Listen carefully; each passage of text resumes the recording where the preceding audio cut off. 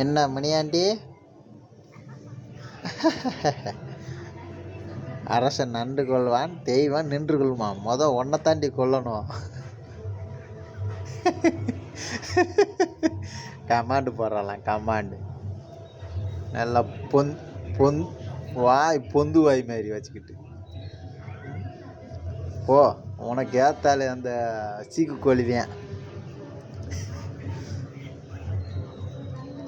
வந்து வாச்சிருக்காவாரு. முனியாண்டி வணக்கத்தான், முனியாண்டி நுனியாண்டி சுண்ணியாண்டின்னு போடுறாவர் கமாண்டு.